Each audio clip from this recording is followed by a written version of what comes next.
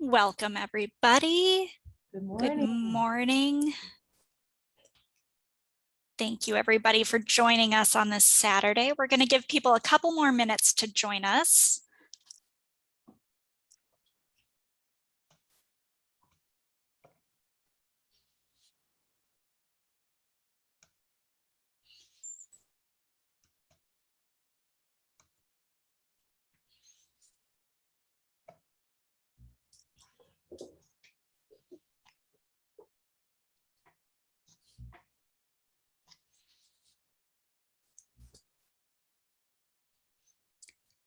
Feel free to go grab a beverage, do what you need to do to take care of yourself over these next couple hours.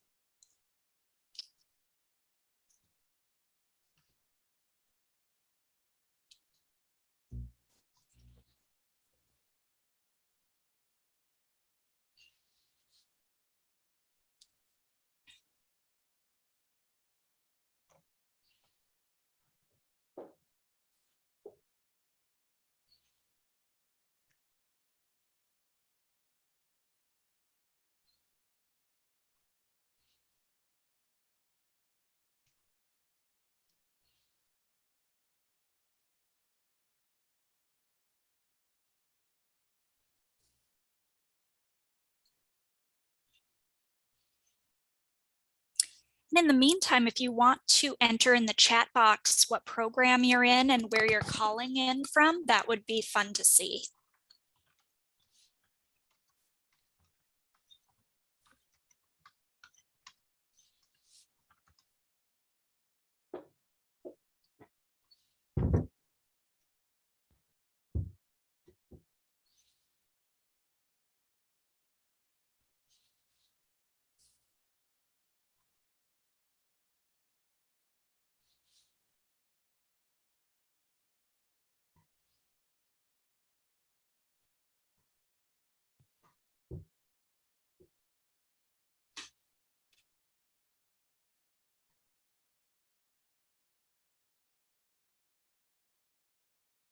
It's fun to see some of us are coming to Chicago. You're on your way. I love that.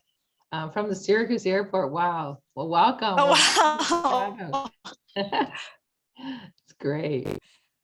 Hopefully this is something to entertain you while you're at the airport. Yeah. We're definitely going to be keeping it light and casual today, so no worries. And I'll just say hello real quick. I'll be welcome you officially in a minute, but I just want to tell you I'm on campus today. I'm looking over the Chicago River and I'm hearing all the boats go by talking about the architecture. So it's a great day here in Chicago for those of you who are on your way here. And I know many of you are here already, so you know that. Yeah, if any of you are new to Chicago or aren't new to Chicago and haven't done the architecture tour, the boat architecture tour, I did it a few weeks ago and it's actually really fun and it takes you right past the Chicago school. So you get some pretty cool pictures of the Chicago school. Also other buildings. And sometimes they mention us because I've had a student come and say she learned about our school from the tour. Not all the tour guides do. Sometimes they do. One time we went on with the admission team and they said it. And of course we all cheered and carried on. So it was a lot of fun. Awesome. Well, I think it seems like there aren't as many people signing on now. So I think we'll get started. We want to be respectful of everybody's Saturday. As we're going, feel free to enter questions in the chat box and we'll have somebody answer. And if we need clarification, we'll just have you unmute yourself. But so I'm Amy Hine. You have been hearing from me a lot over the last few weeks about orientation and UPass and all that stuff. And we'll be covering a lot of that information later in this presentation. But we are going to be doing your oath of conduct and diversity affirmation with Dr. Martin. We're going to talk about student support. You're going to get to meet a lot of the different departments that are here to support you at the Chicago School. We're going to talk about getting to campus, the UPass, all that fun stuff.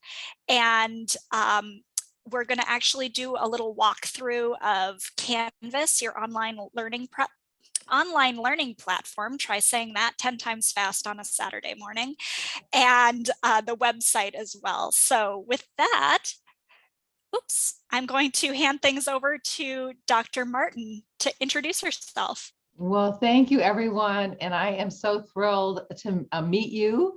I am the campus dean. And so I am so excited to greet you. And just know when you do come to campus next week, we will have people in our lobby in our 325 North Wells and in the Merchandise Mart to help you find your way and to get in.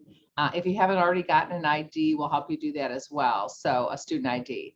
But I want to say, you know what, I've talked to a lot of students this week, and many of them have said, you know what, it's been a tough year. And I just want to say that out loud, acknowledge it. Many of us have had losses, and I'm sure many of you have personal, friends, family, colleagues.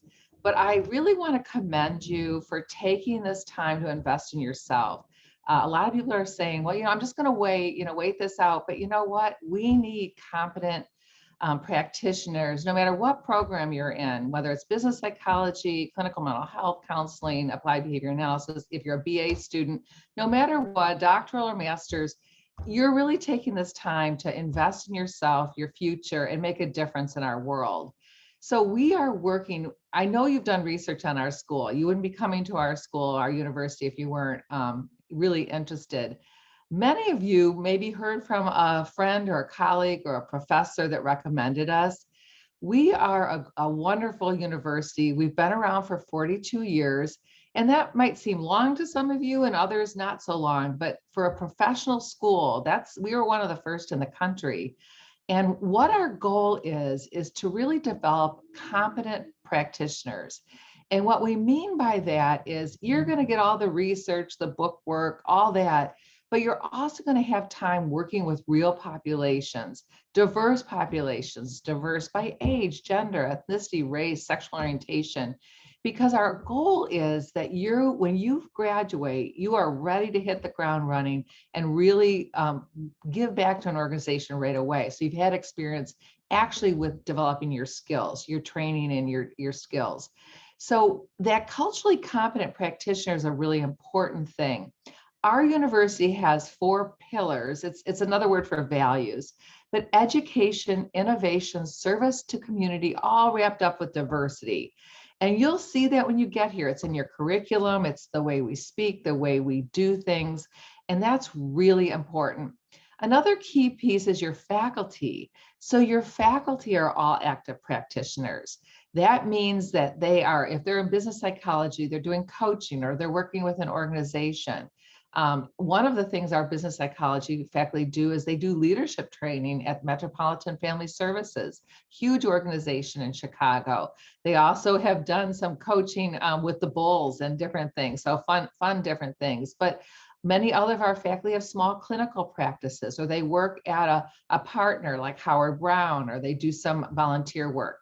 What that means to you is that when you are working with your faculty and in classes, that you're going to get real life interventions, up-to-date knowledge and skills. So that's really critical. So I have 2 pieces of advice for you. One is ask lots of questions. Many students will say to me, you know what, I'm either, completing my bachelor's or I'm in graduate school. I should know this by now. Really, the students who ask questions are the most successful. You've been admitted into the program you're starting because we know you can do it.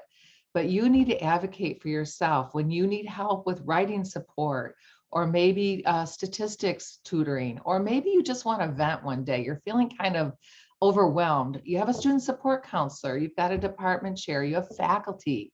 Please visit your faculty office hours, get to know them. Of course, we have small classes, so you're going to get to know them in class for sure, but get to know them. Maybe you want to talk to them about your professional goals. Sooner or later, you're going to need a letter of recommendation from them. So you want to know them and you want them to know you.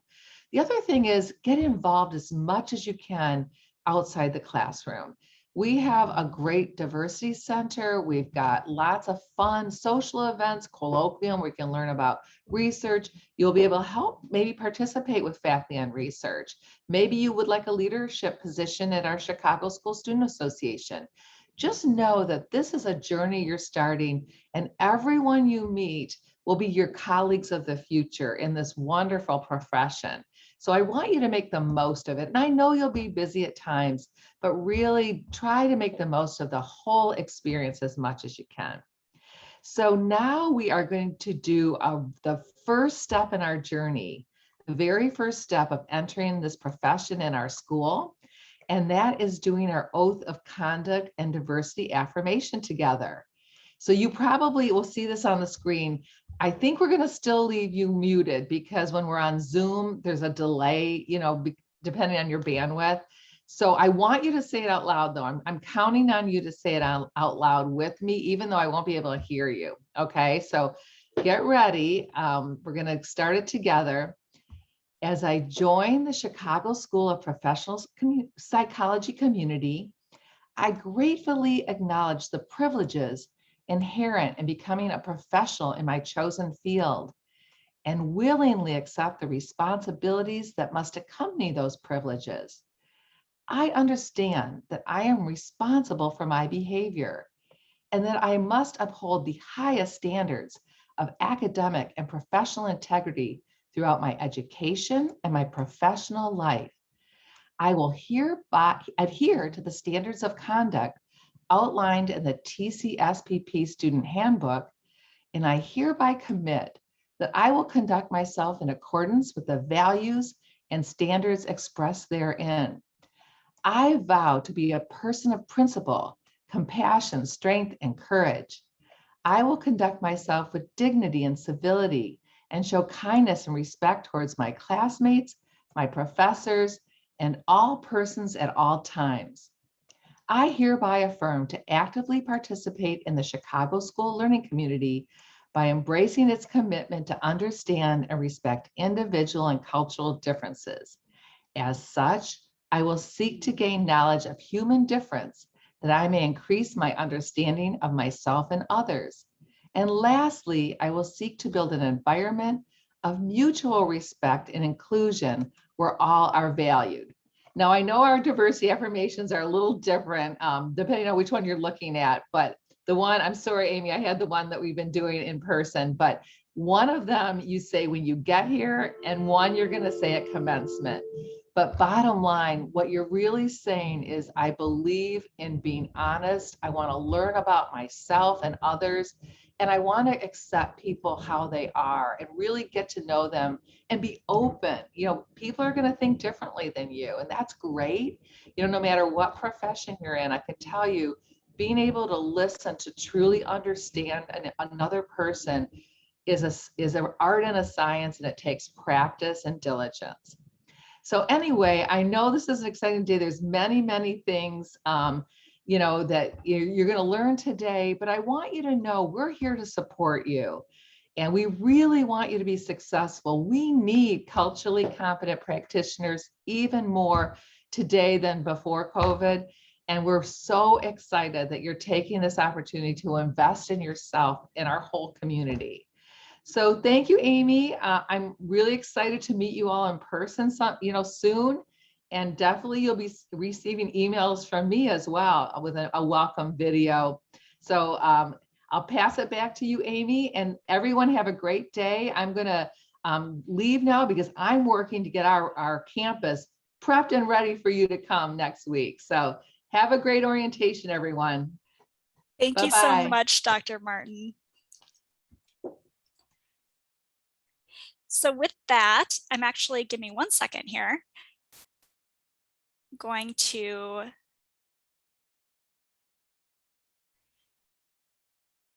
just switch over something.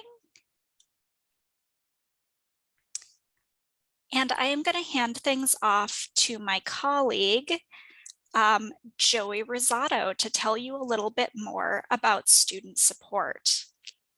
And while Amy and Joey are getting ready, I just want to let you all know that if you have called into a previous virtual orientation, this next bit might look pretty familiar to you. So if this is stuff you've heard before, feel free to take, a coffee break or a stretch break while we go over this, and we'll come back to new information for you shortly. And thank you for the introduction, Amy, and also for the clarification too as well. My name is Joey Rosado. I go by he, him, his pronouns. I am the student support counselor for the MA Counseling Psych and also Forensic Psych program. So my role today is to go over our student support department. And here's a little brief overview of things I'm going to go more in depth in the next slides over. Go next, Amy.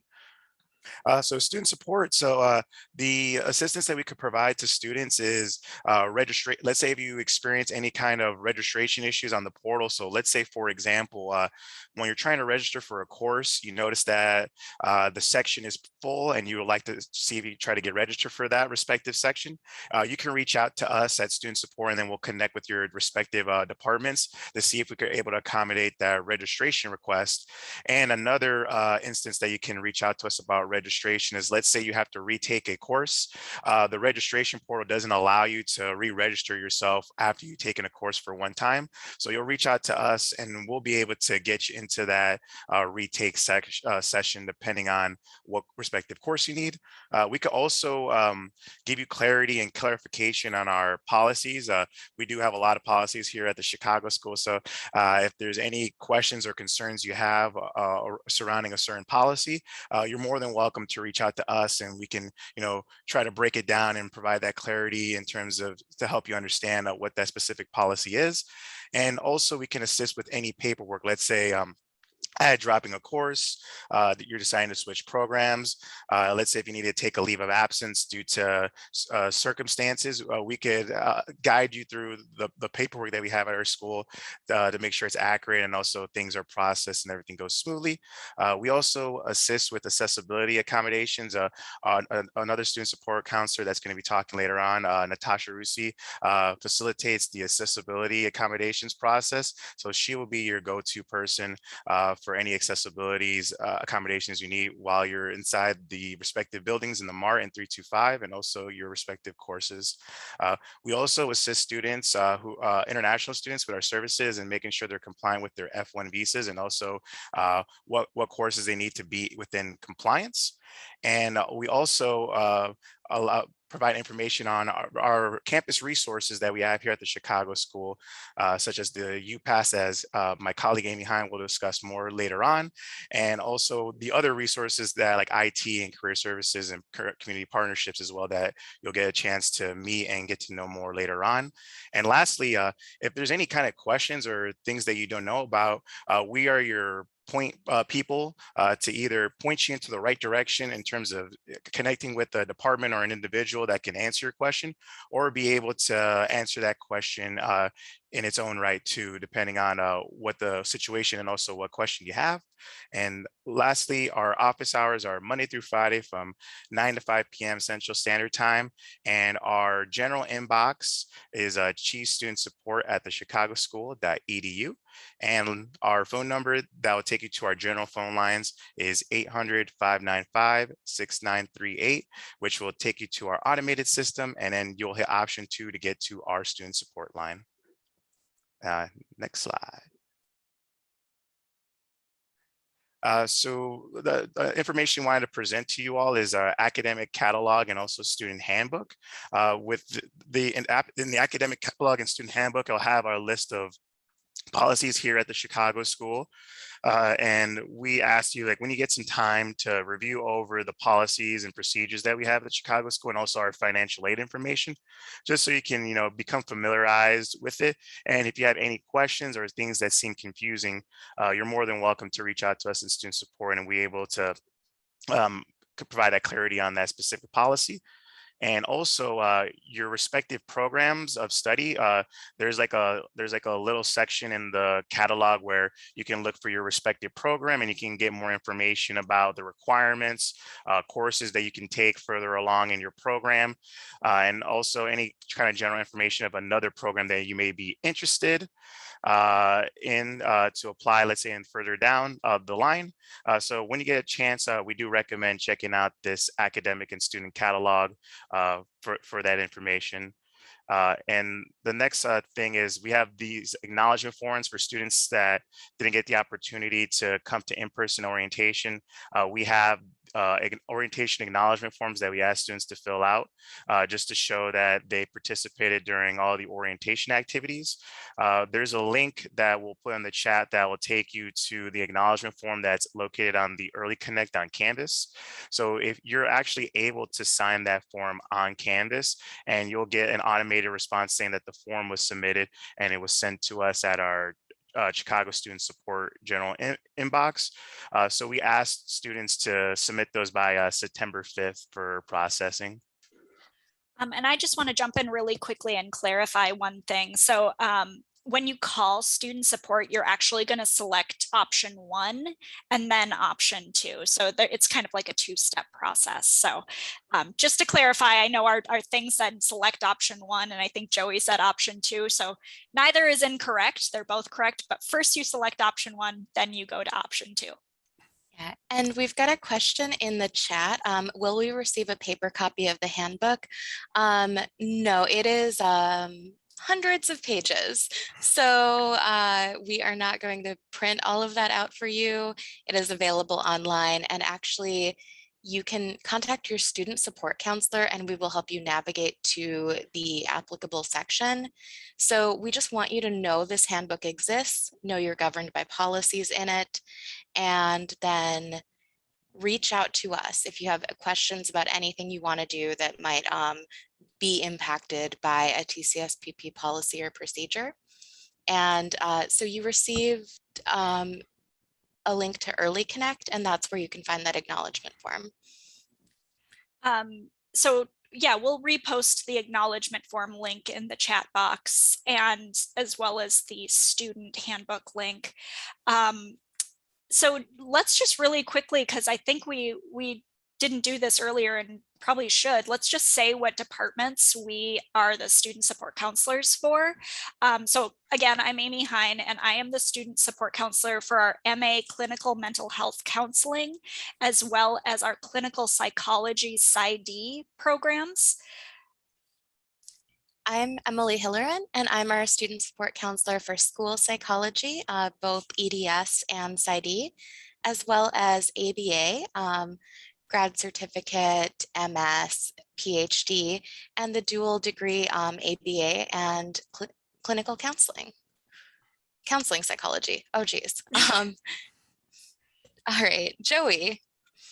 Yes, and hello everyone, Joey again. So I'm a student support counselor for the MA in Counseling Psych and also MA Forensic Psych programs. Natasha, do you want to?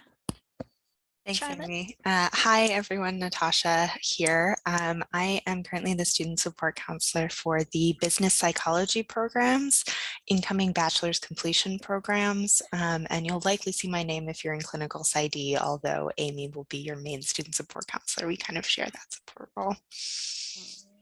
And let's introduce Isaiah too. He's our newest and greatest SSC. Is Isaiah here? We told him he didn't have to work Oh, a never Saturday mind. because Ignore he's not an me. SSC for a department yet. Sorry. So Isaiah is our newest and greatest SSC, student support counselor, and he is going to be working with the ABA students as well as, correct me if I'm wrong. Help me out, Emily. I can't remember. Business psychology. There we go. That's what I was like, I'm going to say it, I'm going to be wrong. Perfect. So yeah, and that I did see a question in the chat box. Do we support both MA and PhD doctoral students? Yes, we do. So we cover everybody. Everyone has a student support counselor, and if ever one of us is out at the office or something, you have this whole team to support you. Like, you're never going to be alone. Just call the general number or email the general inbox, and somebody will get back to you. We're all here to help you succeed through this program. Yeah, and when we get to the online resources part of our presentation, I will actually take you to Early Connect. And in Early Connect, we have the list of our programs and our bios, including our favorite cereal. So you can find out that I am an adult who loves Count Chocula. All right, let's carry on. And again, keep asking questions. It's great. We love the questions. So for the next thing we want to discuss is FERPA. FERPA stands for the Family Education Rights and Privacy Act, which regulates access to and maintenance of student records.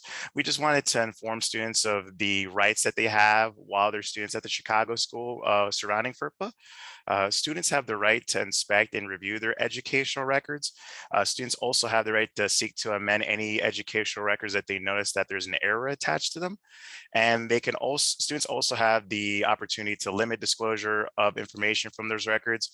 And also FERPA blocks any limitations of information. So let's say someone that is not authorized decides to contact the Chicago school and they want to know who so-and-so's courses are and what they're doing currently. With FERPA, we're not allowed to disclose that information unless they're an authorized party that has access to your information. So we wanted to provide this FERPA release form in case that you want to include an authorized party or parties access to your educational records. So this form is not required to be completed for orientation, but it's just something that we want you all to have in case that's something that you want to do along with an authorized party. And then also from now on, we do ask students to use their TCSPP student emails when reaching out to faculty and staff at the Chicago school because of that FERPA act. We want to make sure that any communication related to your education, any information about your educational records, classes, student IDs, for example, we would like those to go to the actual intended participant. And we just want to make sure that no information is being shared to a third party that could potentially have any malicious intent. So that's why we want to make sure that students use their student emails when reaching out to us. And also, let's say you do accidentally reach out to us with your personal email, we'll just ask you to please just respond to us again using your student email account, and then we'll be able to assist you with any questions or concerns that you have related to the subject matter. With that, I will pass it over to my colleague, Amy Hine. Awesome. Thanks, Joey. So some things to know about coming back to campus. So with the COVID situation, things are always changing. As we all know, we've gotten used to flying by the seat of our pants, all of us, over the last year and a half. So just make sure you're always reading emails that come from Dean Margie Martin, who you just met, as well as President Michelle Nealon, as they'll contain important information about updating policies, campus closures, anything related to that. Also, just make sure you read emails from your student support counselors as well, because we are usually only reaching out if we have something important to talk to you about. Also, you're going to want to make sure you have your student ID, and I'm used to having my staff ID around my neck, and I just about tried to show it to you. It's just a card that you're going to want to swipe when you come in the building, and don't worry, there are going to be people there the whole first couple weeks of class to show you how to do that. And that's just to help us with contact tracing. If something were to happen, we know who's in the building. And then please always wear a mask in shared spaces, in classrooms, bathrooms, elevators, hallways. If you're alone in a room, you can take your mask off, but for the most part, we want everybody wearing a mask while they're on campus. And that includes us as well. So many of you have already signed up for the CTA U-Pass. The CTA U-Pass is a benefit to all Chicago students except for our business psychology executive style. So that's our PhD and organizational leadership, as well as our ABA PhD students. Is that all correct, Emily? There's 3 programs. Yeah, it's the PhD BP consulting track, the PhD ABA, and the PhD organizational leadership. You all know that, you hardly come to campus. So we had so many students in your programs who didn't want it that we decided to say you are online blended students to just opt your whole program out, because the CTA does opt out, opt in by entire modality. So that's the scoop on that. Yeah, and so to just give a little background, under normal circumstances, back in normal times, everyone was required to be a part of the CTA UPass, and that was one of the CTA's requirements. And for those of you who are new to Chicago, the CTA is the Chicago Transit Authority. We have to go based on their requirements because they're the ones who run the program. So normally everybody who's a full-time student is automatically enrolled in the UPass program. Because of COVID, one of the silver linings of COVID has been that students can opt into the UPass program. So if you don't need the UPass for the fall, you don't need to get it. But if you do need the UPass for the fall and haven't already opted into it, feel free to fill out that form that Natasha or Joey just dropped in the chat. And what that'll do is give you unlimited rides on the buses or trains, except for the metro trains or pace buses. Those are not included in this. For the entire semester, from the first day of class, which will be Monday, August 30th, until the Saturday after your last day of class, which will be December 11th. So it's $131 for the fall and spring semesters. And normally a month pass for the CTA is $105. So it saves you a couple $100 if you use public transportation, which is awesome. Only you can use your UPass. There will be a photo of you on your UPass. So if you are opting in, you will need to send me a picture of your head of yourself, just a little plain selfie, nothing fancy, no glamour shots. You're really the only person who will be seeing it. And so you'll need to send me a picture. And so the purpose of that is you can't be swiping like people through with your UPass. It will start charging you if you swipe your card more than once in like a 20-minute period or something like that. So, and just to reiterate, the UPass does not work for metro trains or buses. I see that there's a question. So if you already opted in, I will notify you when your card has arrived, and you will pick it up on campus on the 4th floor at our reception desk. So I will give you all those instructions when it's time for you to come pick up your card. And someone asked about the PACE bus. The PACE bus goes out further to like the suburbs, I believe. So you can, oh, there, Natasha just gave you all the instructions. So you can still use your card for PACE buses, you just need to load money onto it. And can someone explain the metro train and the CTA trains? Sorry, I'm not from the country, so okay, so it is quirks of local bureaucracy. Metra is run by a different agency, and they run on like rail tracks, like the same that Amtrak and freight trains run on, and they go out to the suburbs. And the CTA is the elevated trains, and those run just within the city, and they're run by the Chicago Transit Authority. So it's literally just the Chicago Transit Authority and the Regional Transit Authority don't want to play nice and share the same benefit. So Metra has separate fares and everything. So it is 100% Chicago politics. It's your first lesson in Chicago politics. Welcome to Chicago. Thanks, Emily. Are there any other questions about the UPass before we move on? Awesome.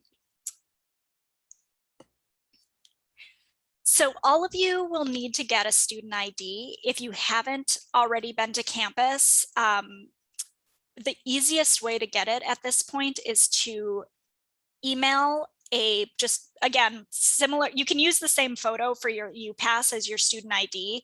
It just needs to be like a straight on, think like passport photo like requirements.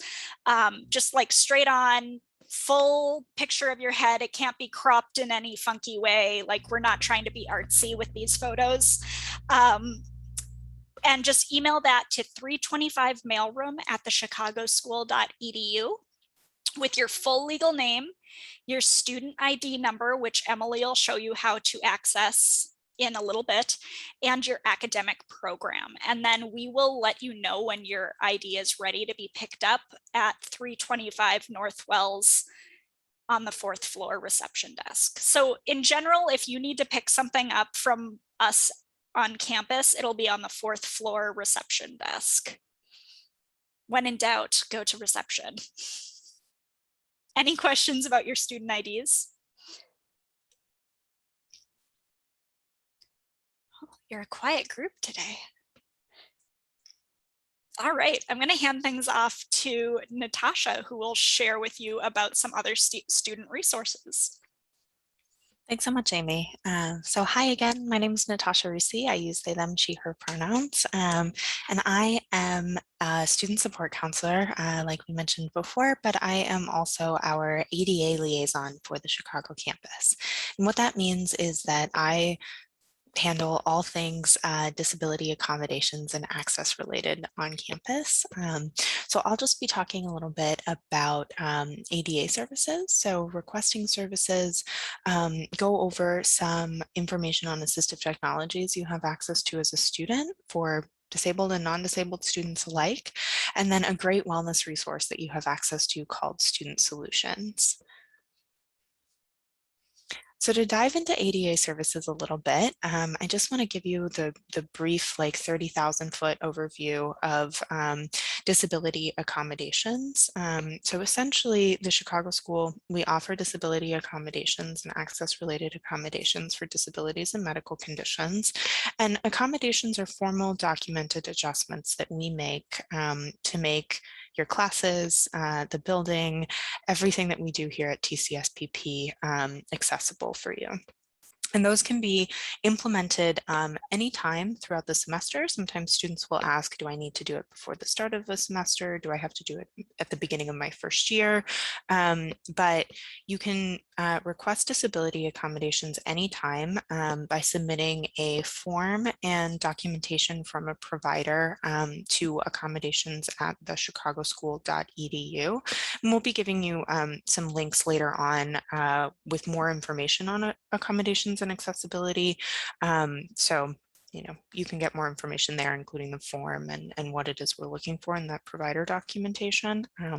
But like I said, these can be implemented anytime. So if in a few weeks you're like, oh man, I do think I want to look into accommodations for graduate school, reach back out to me. The thing to keep in mind here is that they're not retroactive, right? So if we implement accommodations in week 5, they won't cover the first 4 weeks of the semester, but they'll cover everything going forward.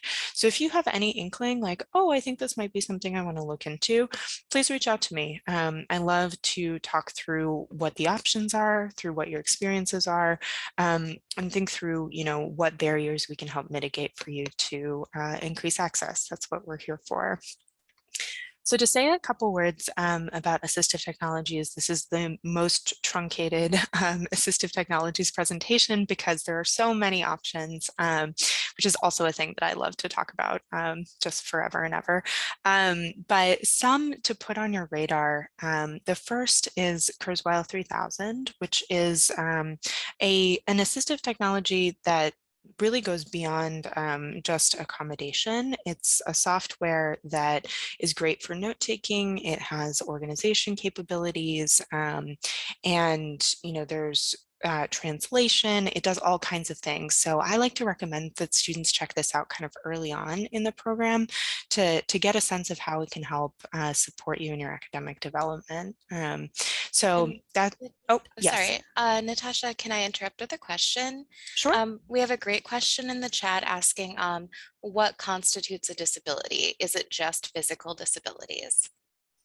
That's a great question. Yeah, it is not just physical disabilities. This also includes, really any diagnosis, medical condition, experience of illness. This can be an experience, it's really kind of broadly defined, right? So if you have any question about whether or not this would apply, feel free to reach out to me and we can connect. I like to think about this in terms of how we can adjust what we're doing to make it accessible for your experience, right? And that is like huge. That's hugely broad.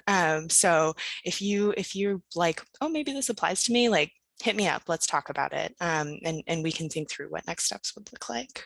Yeah. So if I had like an executive function sort of situation where I need to be tested in a quiet environment because I get more easily distracted than the average person, and I have a letter from my doctor diagnosing that, I could come to you, Natasha? Yeah, absolutely. Okay. Mhm. Just wanted to make it Yep. really clear, because I think, as graduate students, we don't always think about like the diagnosis we have, the things we've been living with, and how we could get help to make this time that can be really challenging easier for us and more fair and equitable.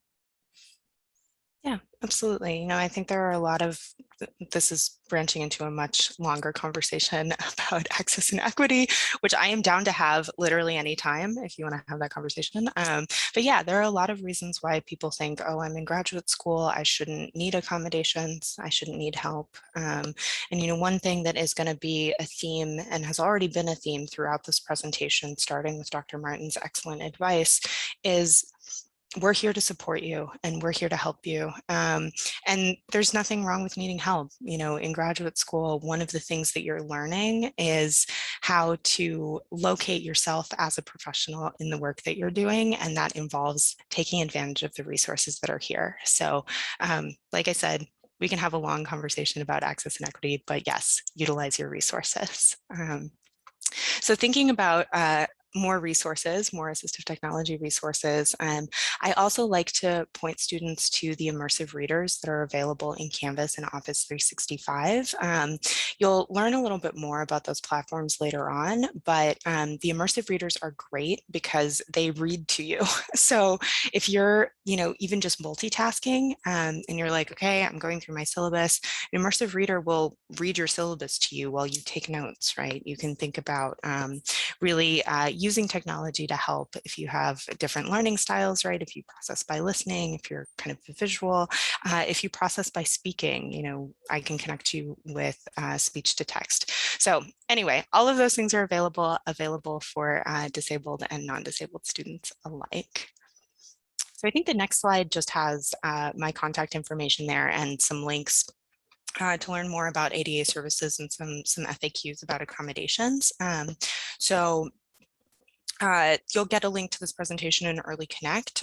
So, don't feel like you need to have those links right now. Yeah, just wanted to throw out there, a recording of this presentation as well as this PowerPoint will be available on Early Connect next week. Thanks, Amy. So yes, the next thing is Student Solutions. This is a wellness resource that is available for all TCSPP students for free. And they offer three main things. So the first is counseling services. This is a free, confidential, around-the-clock counseling service, and TCSPP will pay for the first 3 counseling sessions per issue that you get through Student Solutions. So if, like me, you have like a million things that you would want to talk with a counselor about, you're like, I have work stress, I have school stress, I have family stress, then we'll cover 3 sessions per issue with a counselor through Student Solutions. So this is a great one to take advantage of. And it's also available for members of your household. So if someone else in your household needs to talk with a counselor, this is a great resource for them. And in addition to counseling, they provide legal support and some financial information. So we've had students, seek out some basic legal guidance when they've needed that, and seek out things like advising on investing in the stock market, I don't know how to do that, but Student Solutions could help me learn. Emily, Right, did you and- want to? Yeah, I have one more thing to add on. So I know that from talking with some of your admissions counselors that a few students are having some just kind of concerns and anxieties about coming to campus for classes during COVID-19. And that absolutely would count as an issue that you could talk to a student solutions counselor about right now. So we've got a question clarifying how this works. So really you call a phone number, they find someone in your area. So they have counselors all over the United States. And for example, like if you're in one of the suburbs like Naperville, they could connect you with a counselor who works out of Naperville. So you don't have to travel like all the way downtown to see a counselor. And they also can connect you with someone who takes your health insurance. So if your health insurance covers mental health services and you can say, oh, I use Blue Cross Blue Shield, and they will refer you to someone who takes Blue Cross Blue Shield. We pay 100% for the first 3. And then after that, you just pay your Blue Cross Blue Shield copay. They also, I just want to throw out there, because this was a question we received yesterday and I thought it was really good. If you prefer a Spanish speaking counselor, for example, that's something they can help you with too. Like, or if you prefer like a female or male identifying counselor, like they will work with you to identify a counselor that meets your needs.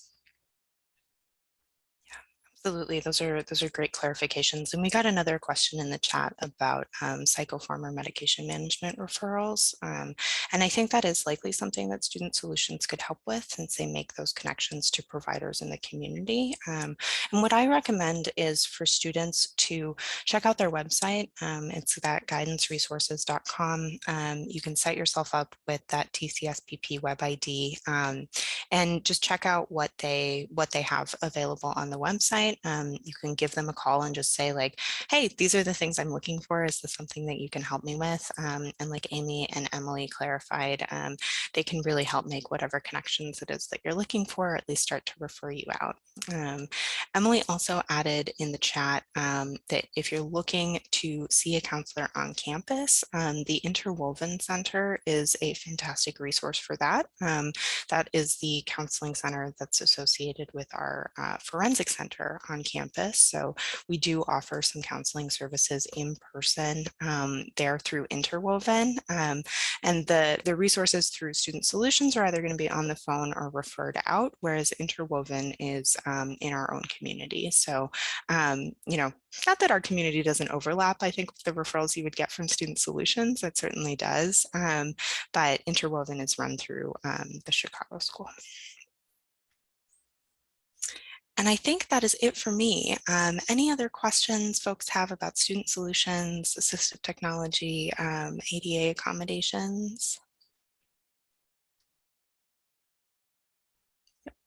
Yeah, so just to verbalize what Emily is putting in the chat, Interwoven does offer sliding scale services, and that scale slides to 0. So we want to make counseling accessible for you. This is a psychology school, and we really care about your mental health. So we really want to connect you with those resources if that's something you're looking for. So I think that is it for me. I'm not seeing any other questions coming in the chat, but shoot me an email, put those questions in the chat if you have them.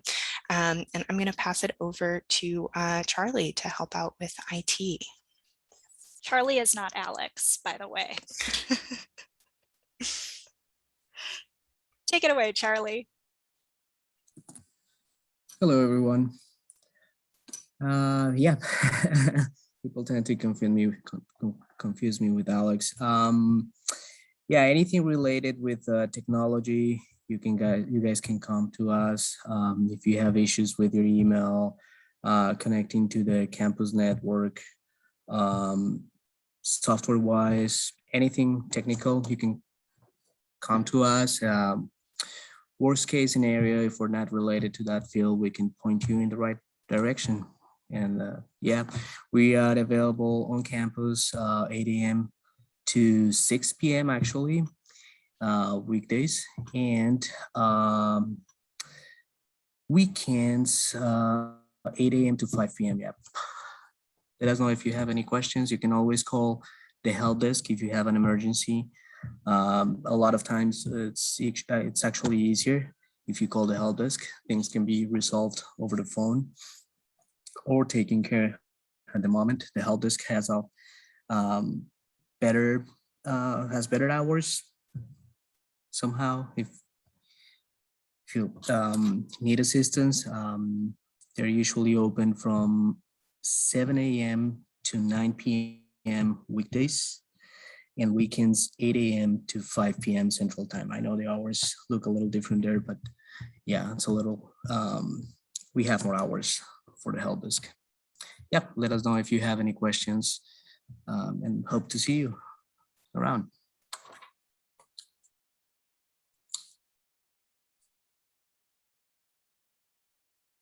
Passing over to Amy, I think. Yeah, so just so you know, we just posted the IT homepage in the chat box. So check that out. Don't ever hesitate to reach out to our service desk people there. You'll hear us say service desk, help desk, IT interchangeably. They're all the same, pretty much, I think. Right, Charlie? They should be. But we love IT. They're fantastic. And they also can help with like some Canvas things, but Canvas, which we'll talk about in a little bit too, also provides 24/7 support, which our IT desk cannot do because people sleep. Still haven't overcome that need yet.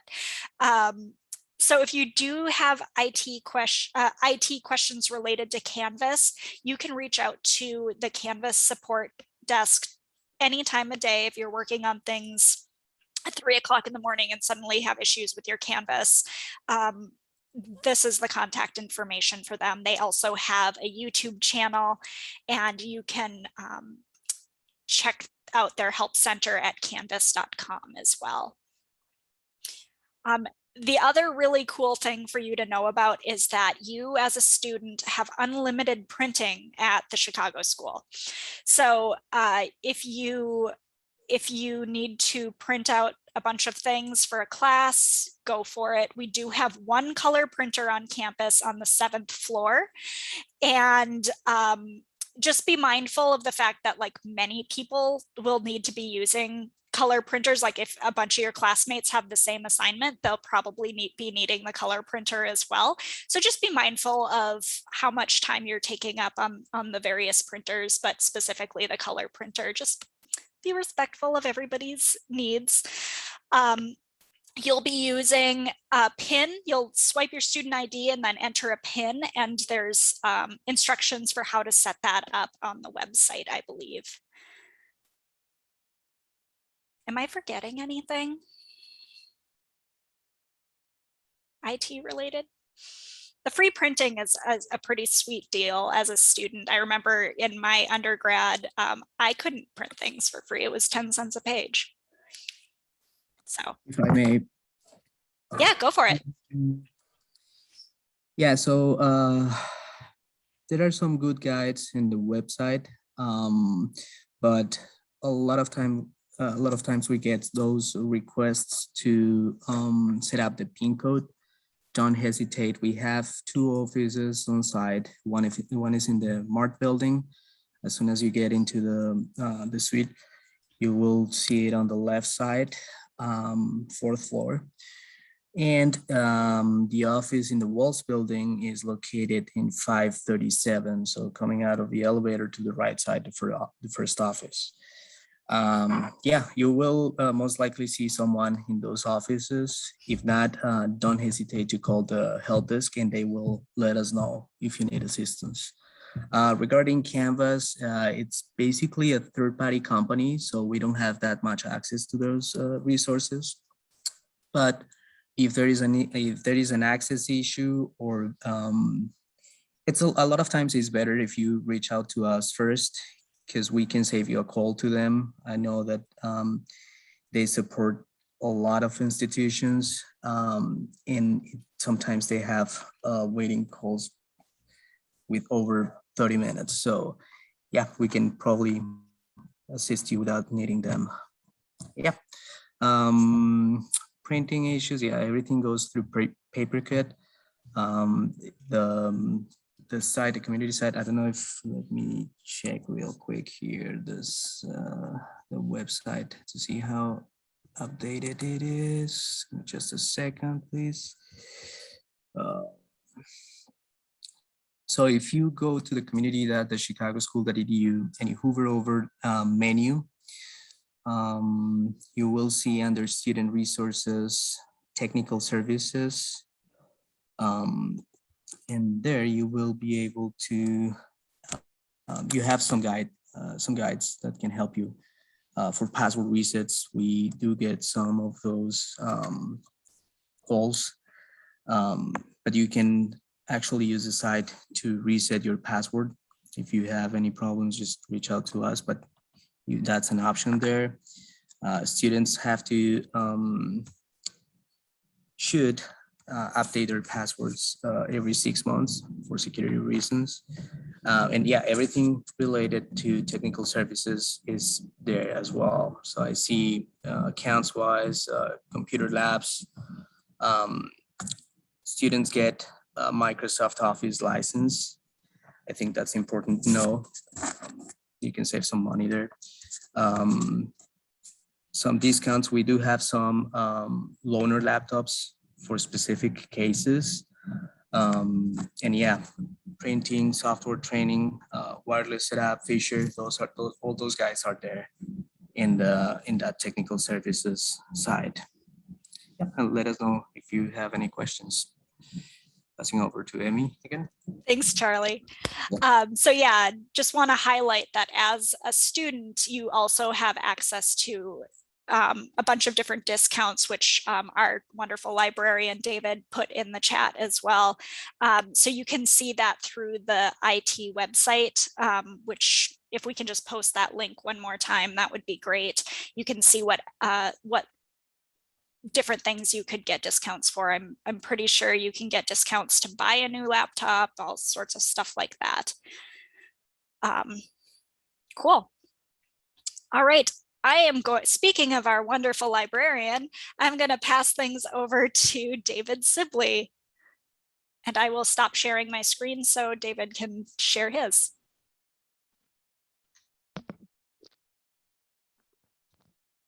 Good morning, everyone. Sorry, it's Saturday and I become less tech savvy on Saturdays.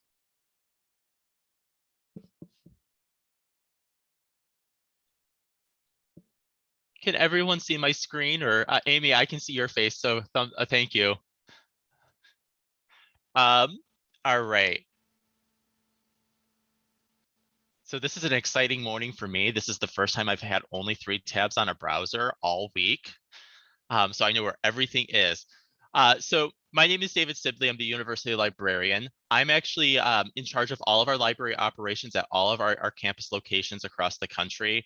I think that means I had, there are like 5 libraries under, no, 4, excuse me. I should know that number off the top of my head. So I'm based in Chicago, though, and then on the Chicago campus, there's also Faye Calissa, who's our instruction and student engagement librarian. And you'll probably see Faye around quite a bit. She does a lot of in-classroom instruction with some of your faculty. And then one of the things I always like to make sure students are aware are how to get to the library online. So the library is located on campus on the 6th floor in the Wells building. I put in the chat that there are 6 computers in there. All of them have SPSS. So if you ever need help there, well, let me rephrase that. If you ever need a computer, you could have access to that software there. Don't come to me for help with SPSS though, because that will just lead in absolute disaster. And so to get to the library's online resources, though, there's a couple of different ways to get there. I like to say, like, all roads lead to Rome, all paths lead to the library on our website. So if you're on the Chicago Schools homepage, you can actually get there by just scrolling to the bottom. And in that middle column in the footer, just click on library and it'll take you directly to our website. The other place that you can get to us is the TCSPP community site. And this is a really good site if you haven't already to bookmark, because it is a great directory to all of the resources that you have access to as a student. And to get to the library from here, you just need to go to the top right corner and click Go to Library, and you'll get right to our website.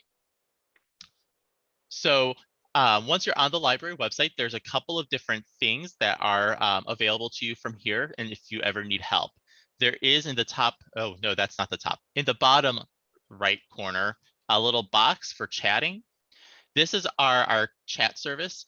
During the week, it is staffed by our student employees who are in programs, are representative of all the programs generally that we have on campus, and they can answer basic questions on how do I find a specific article, or if you have an interlibrary loan question, or if you have like a question around what are the hours today, they can answer those. If it's a more in-depth answer question, what they can do is they'll create a support ticket in the library support system so that a librarian can get back to you. So normally that happens, we actually have a pretty good turnaround. The longest anyone will normally have to wait for a response is around 12 hours. And that's if we are super inundated with a bunch of questions. And if you're like me, and so Emily's here too, so we can both confirm that we're, if you were ever stressed out or have like an experience where you're doing a homework assignment in the 3 in the morning, me and Emily are both in the same PhD program. So I know that me and Emily sometimes are up at 3 in the morning. So working on homework assignments. David, can I cut in really quick with a question from the chat? Yes. Could you share the library's current on-campus hours, please? Current hours are actually, I will post in the chat because I will not be able to remember them off the top of my head. Would you just maybe demo that you can scroll through the hours by week or by month? Yeah, so you can actually see all of these, and I'm hoping I updated all of them this week. You did. So you can actually go and see weeks in advance. The hours are also always posted there, even though that box is a little weird right now. So there are multiple ways to get and find the hours for the library.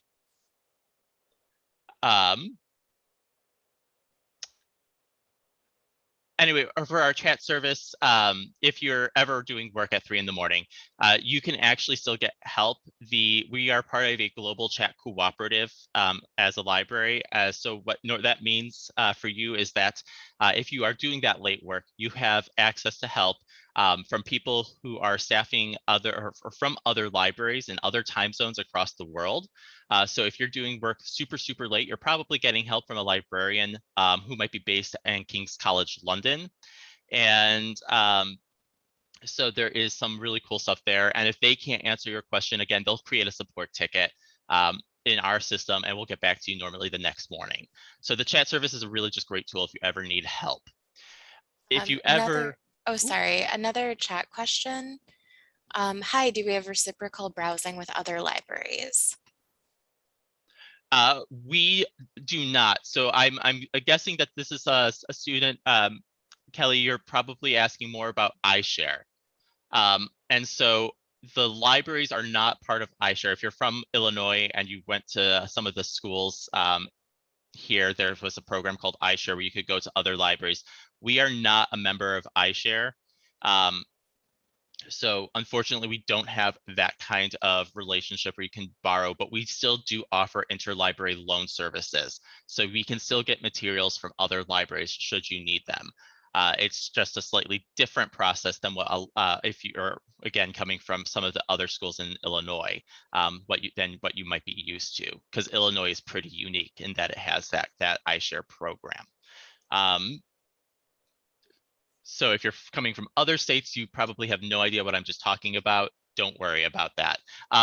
So we do have access to the interlibrary loan service. And we actually are currently moving to a new interlibrary loan provider. So right now we have digital, if you request an article, we can almost guarantee that you'll get it within 24 to 36 hours because our new loan provider provides it to us very quickly.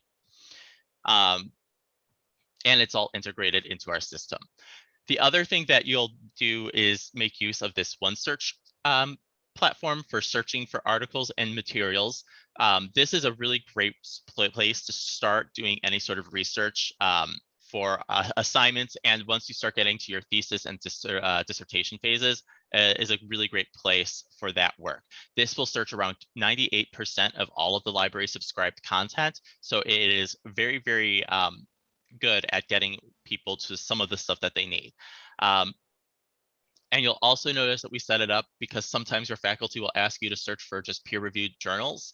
You'll notice on this search box that if you click peer-reviewed, it will search for only peer-reviewed materials that you can further narrow down in the results page. So we're pretty proud of being able to do that for you because it gives you just makes it a little bit easier.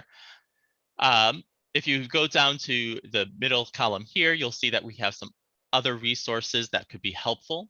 One of the ones I always like to direct people to is if you need help, you can always find help and make an appointment with one of the librarians. We're doing all of our research consultations remotely through Zoom. So if you ever need help with a librarian, you can actually make an appointment with any one of the librarians who are in all of the time zones that we have. So that would be Eastern, Central, and Pacific time. And if you were to click on this, you would just get rid of the pop-up here, and then you could pick your time, pick your day, and then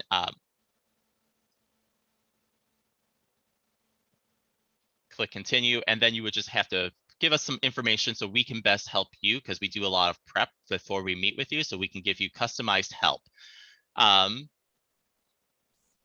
Another chat question, could you show how to access specific databases like APA PsycNet? So there's a couple of different routes to get there. So if you scroll down on the library homepage, you'll notice that there's some start researching here links. These will have some of the most widely used and popular databases that are from our students. You'll notice that one of the ones that is exciting is you have digital access to the DSM-5. And the entire DSM-5 library. So that's pretty exciting and fun. For other databases, you can get there by going to the research tab here, and then going into databases A through Z. And be prepared because it's a bit overwhelming. We have access to 344 different databases. We offer a lot. So what you can do if you were looking for, was it APA PsycNet? You would be able to narrow down and we have access to all of the APA databases, including Psych articles, Psych info, Psych books, there's Psych extra. There's a lot of them. And we have access to them because we were first and foremost primarily a psychology school. So we offer all of the fun psychology databases. And there's a lot of them. So the other place, if you need help with getting started with research, is if you click that Find Help button here, you can go to our research guides. And almost every single one of our programs, we have designed a research guide around. So if I was in the clinical PsyD program, I could come to our research guides, go to our clinical and school psychology little tab here and click on this clinical psychology link, and it'll take us to a guide designed around your program with information on how to find keywords or start developing keywords, develop questions, and build and just start your general research and find basic ways to stay in touch with the field. And I think that was everything. Oh, and then the other thing, I'm not going to say anything more than this. If you ever need help with writing, you can also get to the writing centers from the library homepage under the Find Help tab here, but I'm not stepping on Emily's toes, so I'm going to stop right there. More information on the Writing Center to come. Thanks, David. Was there any questions for David about the library or anything that's been missed that we are thinking about? I'm gonna steal the share screen back then. Cool. So now I'm going to pass things over to Jill Glenn, who you want to get to know. Hi, everyone. Jill Glenn. I'm the Director of Community Partnerships.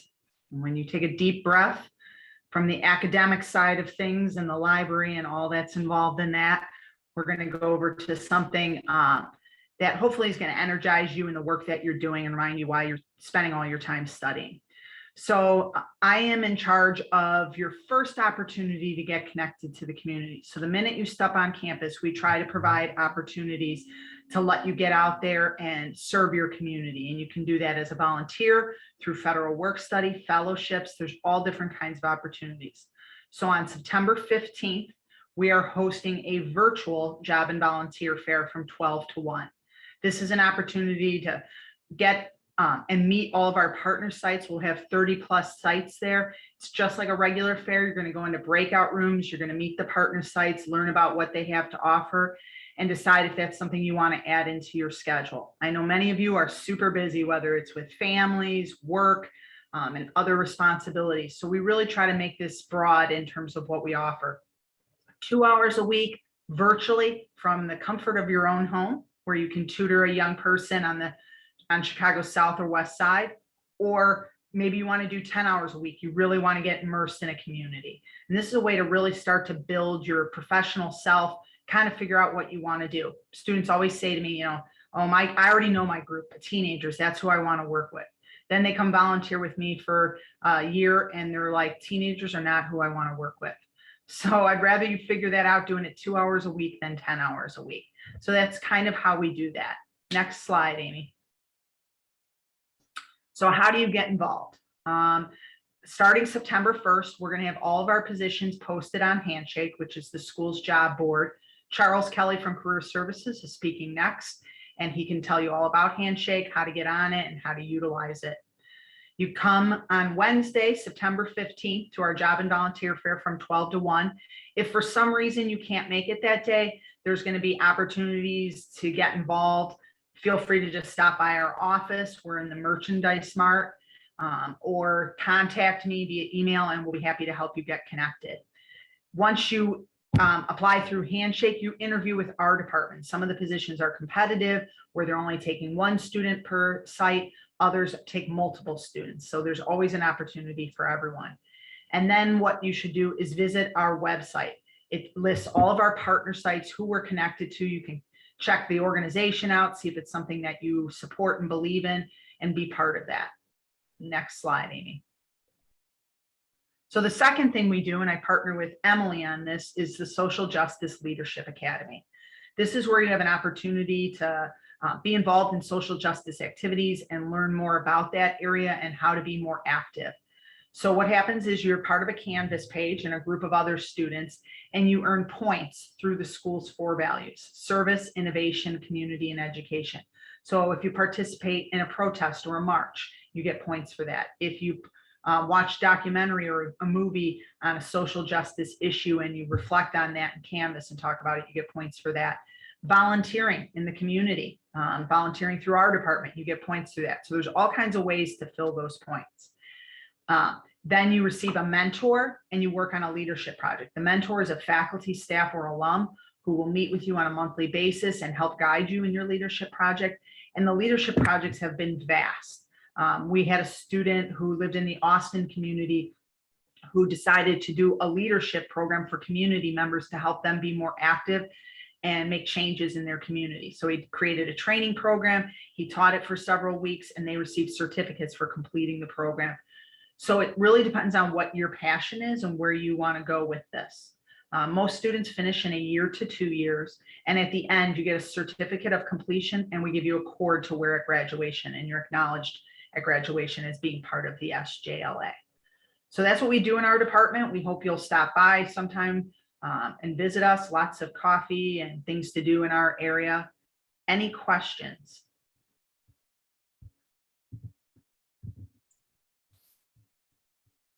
Jill, just because we know how attention spans work, could you reiterate when and where students can learn about community partnership opportunities and social justice leadership academy opportunities? Sure. If you're on campus and you're walking around campus, you'll see posters for us all over talking about the job and volunteer fair. You can just check out those posters and they'll give directions. Otherwise, we are in 4094 in the Merchandise Mart, and you can email me at jglenn, 2 N's, at the Chicago School, and we're happy to help you. We did send out an email to all students about the Social Justice Leadership Academy and have also sent out about the job and volunteer fair, but you will receive additional emails in the next few weeks if you're interested. All right, thank you, everyone. You can also follow us on Instagram, where we'll be posting fun things like the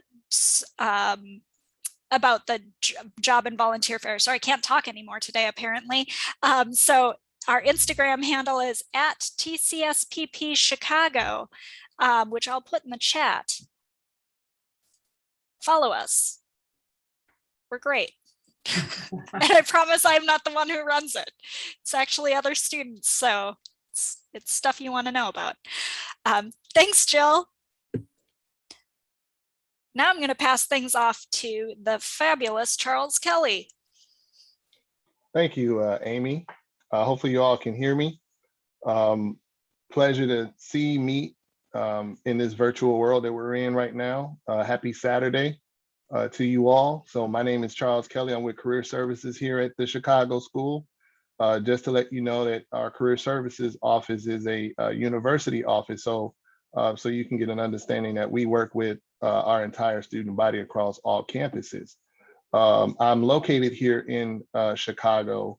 And so from time to time, you'll see me around. I'm often presenting in classrooms, virtual webinars and things such as that. So to give you an understanding of who we are at Career Services, what you see here, you do have lifelong advising through your email, phone, Zoom, etc., as far as being able to connect with us. I've been here with the Chicago School for like 13 years in September. And so I've seen students start, go through their program and graduate, finish, and I still work with some alums, even 10 years removed from their program. Just wanting to have a conversation about their careers, how to advance, updating resumes, CVs, etc. So we are a 2-person team, and I have 2 grad assistants. So it's myself and then my assistant director, Elka Hart. She's located in Southern California. And she's also available to work with you all as well. So some of the things that we work on to assist students to be successful in understanding the direction they want to go in their careers is we help you develop your marketing materials, such as your resume, CVs, and cover letters. This is huge way of how we generate our business per se, is because this is a need that students have throughout the time that you're here at the school. We help you build and understand what your job search will look like. We talk about starting early and working with us as often as you can to understand what you will need to do to build on what you need in successfully executing your job search plans. We assist students and alumni in their interview preparations. So for some of you who will be preparing for internships, or this overall experiential learning, whether it's practicum, advanced practicum, etc. These are areas where we can help assist you in your preparation. I'll talk to you about a virtual tool that we have a little later. And then just exploring your opportunities. Sometimes you just want to meet with us to have that conversation about, I chose my program, what are some of the outlooks, what are some of the areas that I can look at to improve my knowledge and skills to compete for these opportunities that are out there. And one of the ways in which we communicate with students throughout the time that you're here is we've developed these career education sort of webinar series. So they're seasonal webinars tackling some of the areas that you see here in the box. So job search strategy, interviewing, networking, even LinkedIn 101, just the general basics of how to use LinkedIn.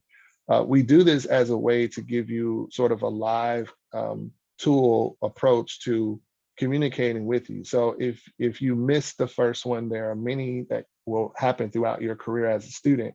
So feel free to jump aboard. So all of this information I'm sharing with you, how are you able to contact us and work with us in this? Well, we have a virtual tool, a job board called Handshake. I'm gonna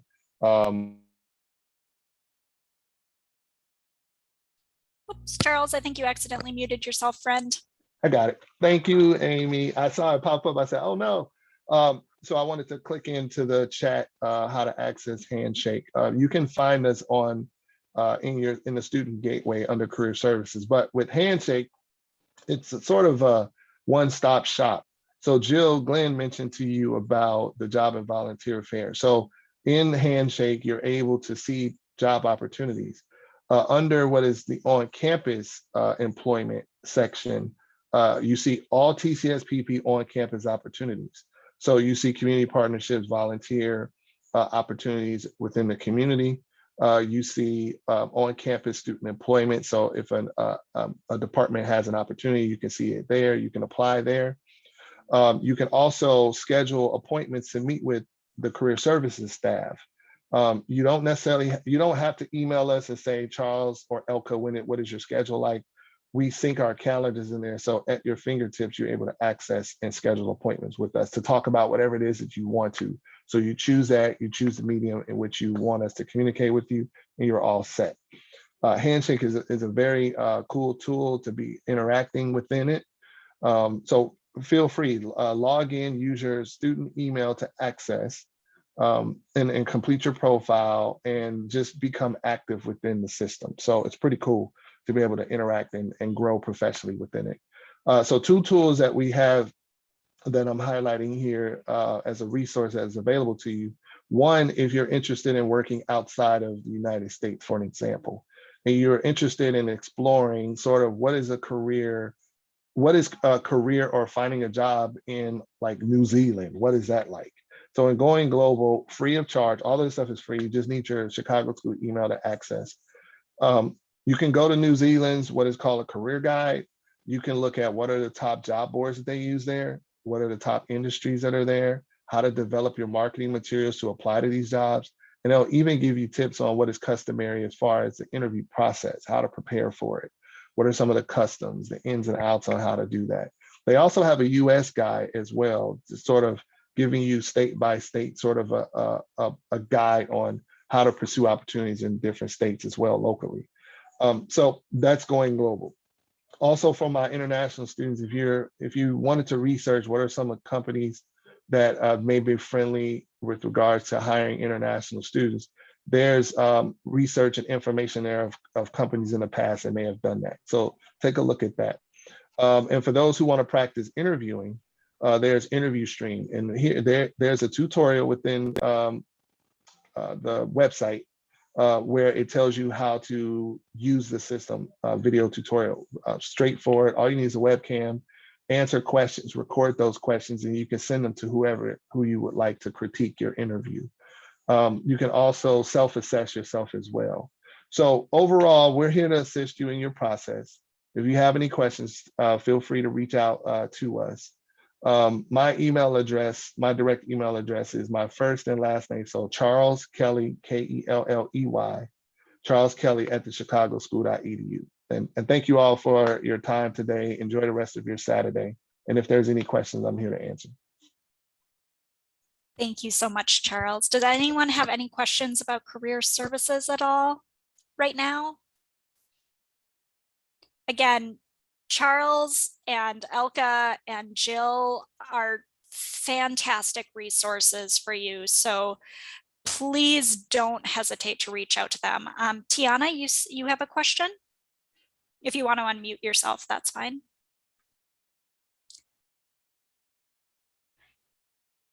Yes, so reviewing your resume and helping you with your resume is exactly something that Charles and his team can help you with.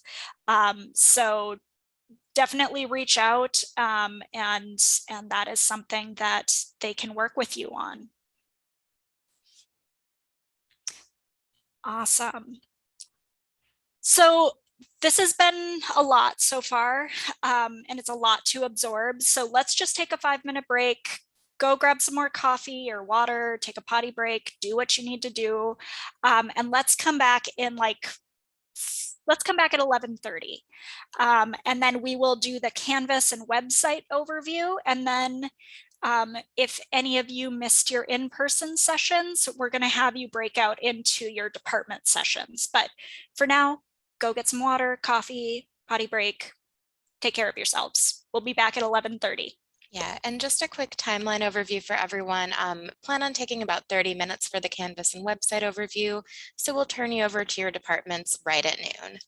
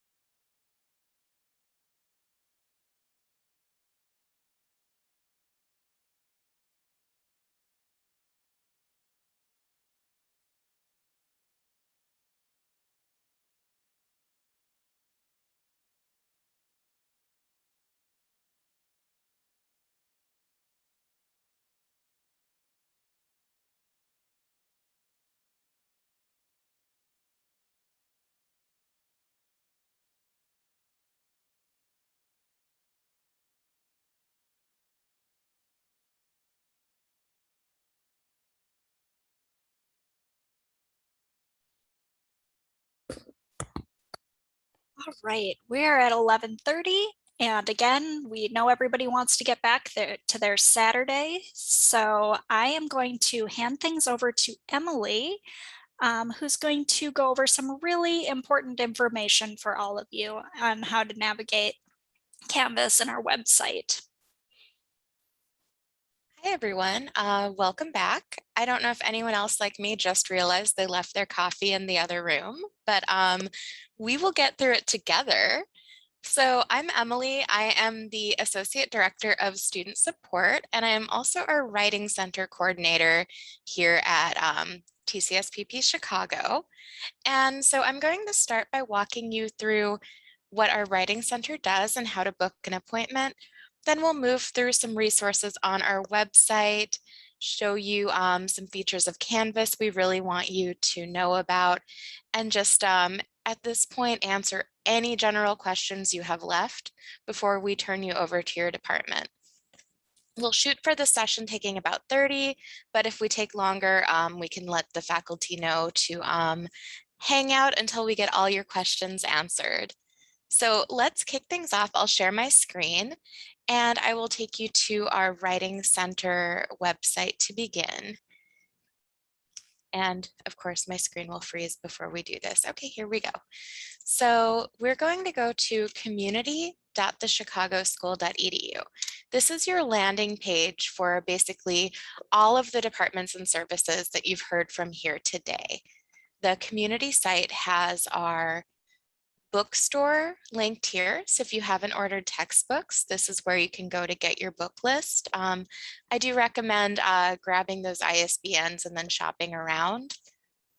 You can find faculty bios and contact info, one of the many, many links to our library, info about hands-on experience through community partnerships with Jill, link to our career services, international programs and services, one day commencement, one day soon. That info will be here. ADA services like Natasha discussed, counseling services like Natasha discussed, military and veteran services, student support services, all of those IT discounts and links and password reset and everything else. Title IX, campus safety, all of it, everything is here. Also, writing resources. So we have writing centers at most of our campus locations. So we have Chicago specific writing help from staff and student employees, graduate assistants right here in Chicago. So these are folks who are also psychology focused, in addition to being great writers and great coaches. We also have statistics coaches who have completed stats courses here at the Chicago School. So they have a really good idea of what statistics for psychology looks like. And they are here to help you figure out how to use SPSS, how to understand statistical output, how to understand statistical concepts. I know that when I took a stats class this summer, you would think that like supervising our stats people, it would have rubbed off. No, I had to make appointments to figure out my own stuff. So to make an appointment with a writing or statistics coach, we click on the schedule appointment and submit work link. So as an older millennial, I don't always want to interact face to face. If I can upload a form and then get feedback in writing, sometimes that is the speed my brain is at. So we offer both kinds of appointments, the face-to-face and the I don't want to talk to a human. Oh, and we are logging in under my student account, which I don't want, so just a second.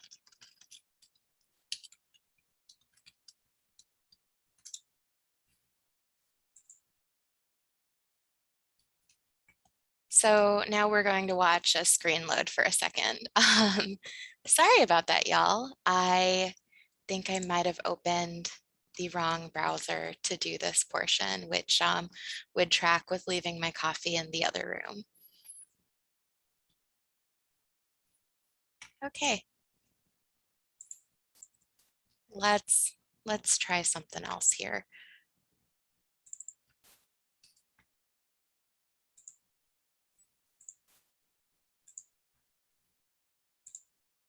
Okay. Let's go to it from the one I'm actually logged in on. One moment.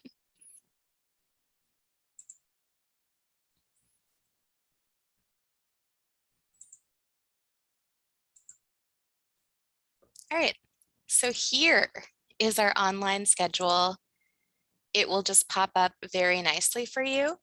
And you can see we're finishing out the summer term. So I'm going to go ahead and pop up fall. When you navigate to it, starting next week, we will just default to our fall schedule.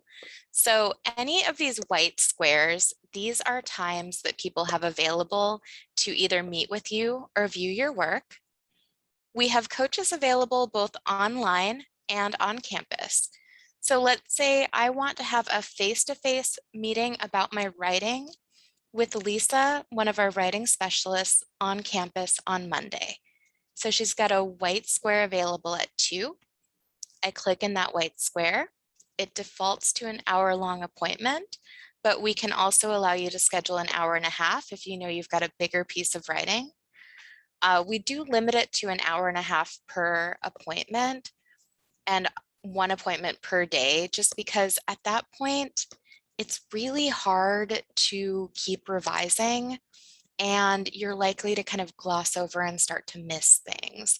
So we want to have you really focused, fresh, and ready when you're meeting with a writing coach. If you do need more feedback than an hour and a half per day, you can email us instead and we'll book something longer. But just letting you know that's kind of what we default to. So we can schedule a face-to-face, we can schedule an online meeting, and our Writing Center schedule software actually has like a whiteboard with a video chat that we can make real-time edits through. So it's kind of cool having that all in-house in one platform. So you can access that by clicking back into this calendar after you make the appointment. Or you can just book this specific time for Lisa to give you written feedback.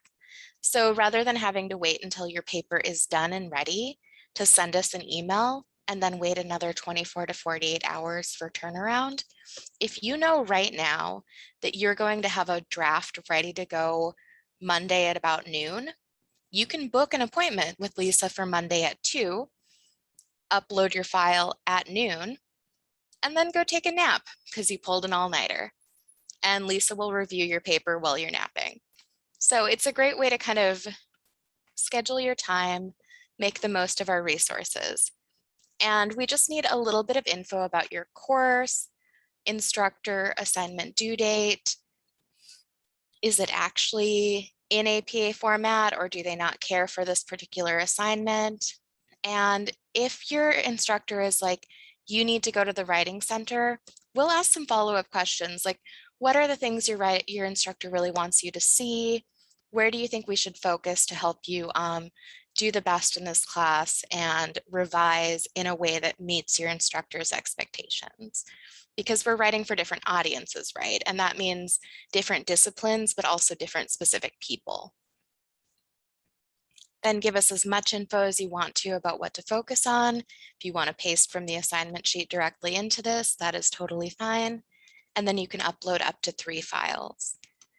The other piece is we do have this specialization box just to double check that you are booking a writing appointment with a writing coach and you're not trying to book a writing appointment with a stats coach. Because our stats coaches are lovely and they're all great writers, but like they're here to focus on statistics, not on writing. And then once you create the appointment, you will see it populated on the calendar as a yellow box. And then you'll be able to click back into the calendar, click in your yellow box to upload files, to join a video appointment, to change the appointment time or coach, to do anything you need to do to edit that appointment. So that's our calendar. And we also have some online resources. Our colleagues at the Online Writing Center have a ton of guides to like APA style. They have an APA formatted paper template. So if you're like, I hate APA, I don't want to think about APA, download this template, put all your papers into this template, and then you don't have to think about it because you already are performing it. We have similar resources available in the form of a Canvas course called the Academic Writing Seminar. And we have links to some other resources the Chicago School subscribes to. So you can check your work on Turnitin. If you have an assignment where you've been taking copious notes from various sources and you realize, oh no, I don't know if this is my wording or my source's wording. Am I going to get dinged for plagiarism? Run it through this checker. You can see if you actually paraphrased or if you accidentally plagiarized and correct it before you turn it in. Also, David mentioned sometimes you might be doing your homework during hours that the Writing Center is not available. We do have coaches 7 days a week, but sometimes we are sleeping or doing our own homework. So 24/7 tutoring available through Smart Thinking. They offer help with both writing and statistics. So you can hop in, talk to a coach via chat in Smart Thinking, and get some written feedback in the middle of the night. So that is my Writing Center spiel. If you remember nothing else, just remember Emily on the 10th floor works with the Writing Center, and I will connect you with all of those resources. We're here to help you from anything from idea generation and outlining your very first assignment, clear through to proofreading your dissertation and your internship application essays. Literally, if it is a writing product related to your educational experience, we can help you with it. So now hopping back into my other browser and my other role, I am currently a student in our online EDD in Educational Psychology and Technology, and you are about to see my student experience here on the Chicago School website. So we are back at that community site, and we are seeing this link over here that says Access Student Gateway. And now this is our info about me, my account as a student. Menu looks the same, but it has different submenus. So here I can jump in and see my grades, see my unofficial transcript, view my financial aid award letter and sign it, review my account information and make a payment. So you can jump in and even grab your registration bill right now, which will show you everything that you owe for the classes you're registered in, and compare that against your award letter. Make sure you're going to have enough aid. You can do the course search and register for classes. So when it comes time for registration, know that you can go to the Student Gateway to get there. And you can update your personal information. In our Thursday night session, I accidentally did one too many clicks on here and showed you all my personal info, including my date of birth, which led into a great discussion about the zodiac. So I'm just going to let you all know I'm an Aries with an April birthday. If you want to have a fun chat about your own signs, I hear it really livened up some group chats on Thursday. So I'm not going to click that button, but the relevant takeaway is I am an Aries, and 2, you can review and update your personal info. This includes viewing your student ID number. This includes updating your emergency contact info, and it includes updating your address if you need to. So this is where you go to view your personal info and update it. But again, we're not going to view my personal info right now because 1, it doesn't need updating, and 2, I already told you the only relevant detail. So just to reiterate, besides being an Aries, this is where you go to get your student ID. Yes. So when you're sending your picture in for your student ID, come here to this. So you go to Menu, personal info, update personal info. Perfect. And so that's where you will find the student ID number that you need to include with your student ID email that you send to 325 mailroom. That is, Yep, so menu, personal information, update personal information. You can grab your student ID number here, and you can also update your emergency contact info. So if you have an emergency on campus, we know who to call.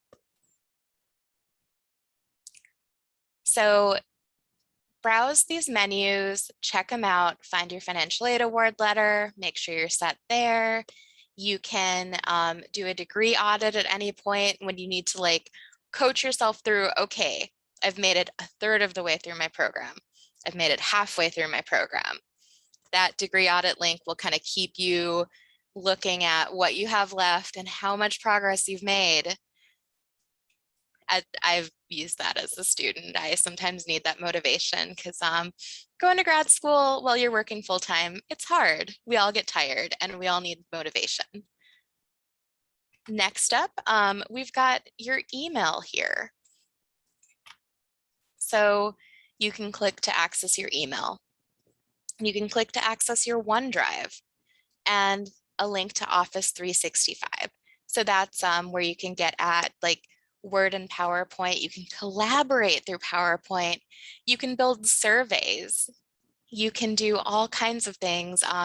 I've made presentations and handouts in Microsoft Sway, which is really quick and easy to use, free to you as a student. And it's a little different from PowerPoint, and people are like, ooh, what is that? So all of this is free through Office 365. We've also got that Go to Library link. So you've seen an additional couple places to get to the library. So now let's go to classes.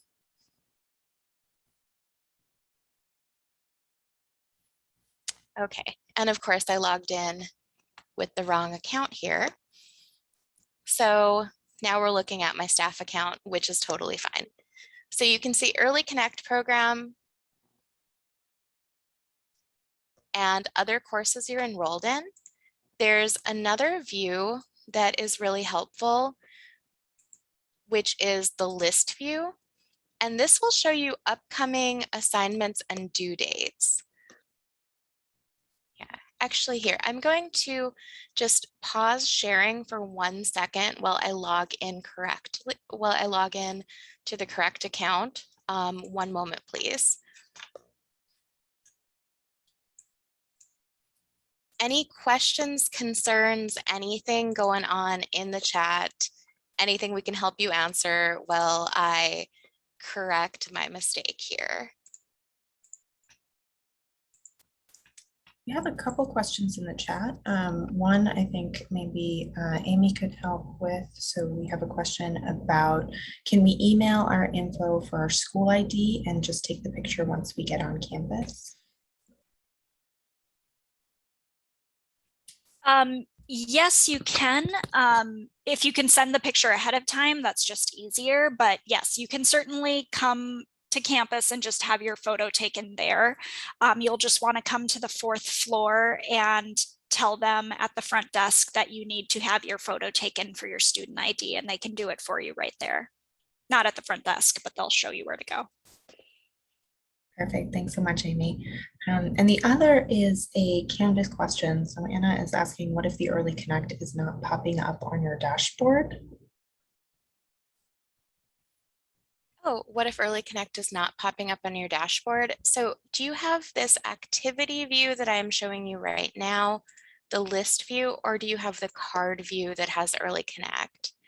If you're looking at card view and you don't see Early Connect, and you don't see a banner at the top inviting you to join Early Connect, message Amy privately right now, and she'll double check and make sure you get added to Early Connect.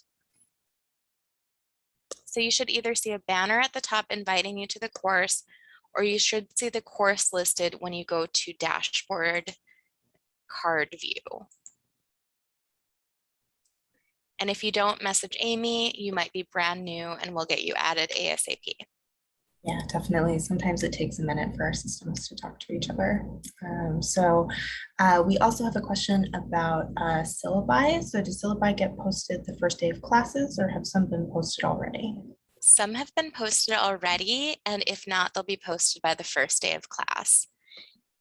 And while I'm looking at this in the correct view right now, I do want to point out that we have a to-do list that'll pop up. So if you see announcements, I can actually close out of the final announcement for the class I just finished. I've got some announcements from my faculty about like introductory discussions, an announcement from Early Connect letting me know that those orientation modules are live. And I'll see my courses on my dashboard, and I'll also see them in this courses menu. So over on the left, I clicked on courses, and you can see that I've got qualitative research methods coming up. I just finished quantitative research methods, and I've got my Early Connect program in here, along with some other courses that I've completed that are still showing in my list. So we'll go into one of my courses that appears to be live right now, and you might see a syllabus link in the left, but you'll also see a modules link. And at the top, they tend to have the syllabus listed in kind of a course home module. And then you'll also see your activities broken out by module. Usually a module corresponds to a week in on-ground learning. And you can see both an overview and any assignments you have. So you can see I have to make an infographic for 75 points by September 5th on quantitative versus qualitative research. So I'm diving right in, apparently. Goodness. Emily, while you're on kind of the structure of classes, we had a question in the chat about blended classes. So the question is how those work, right? So they're online during the time in between the weekends that students are on campus. So is that something that's happening through Canvas? How do those classes work? Yes, your blended classes will be in Canvas, and some of your ground classes will be in Canvas and have some content in here too. So over this weekend, starting today and definitely through tomorrow, your courses are going to be published and you'll be able to access them in Canvas. If you click in now and they're kind of missing a lot of info or things look kind of outdated, so just know that your instructor is working on it and it'll be up to date soon. And then in your courses, pay attention to announcements and pay attention to modules. And regardless of the content of your course, one thing that will be in every single course is an attendance discussion. So we have a sample attendance discussion here in Early Connect. And what this is how our systems talk to each other. This is the question that lets Canvas tell our student record system that you are attending classes. So the only thing our student record system cares about is that some text is typed into this box saying I am letting it know that you are attending classes. So you could type a string of gibberish, you could type I am attending, but because this is also being read by a human being, your instructor, going back to my point about audiences again, your audience of the record system just cares that there is text here. Your audience of your instructor and your classmates want you to actually answer the prompt. So the prompt is usually something like, what do you hope to get out of this class? And you can say something like, I hope to learn about this topic. I hope to start to figure out what my dissertation will be. I hope to make tons of friends. Whatever you want to get out of the class, type it into the discussion and then hit post.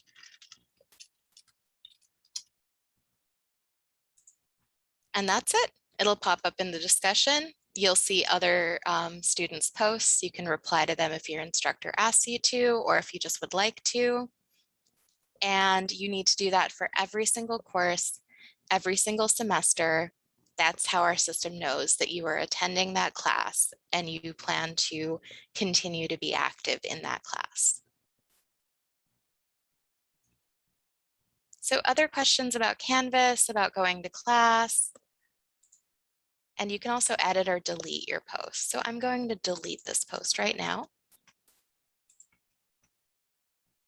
And that's really handy for if you realize you've made a ton of typos trying to beat the buzzer on a deadline.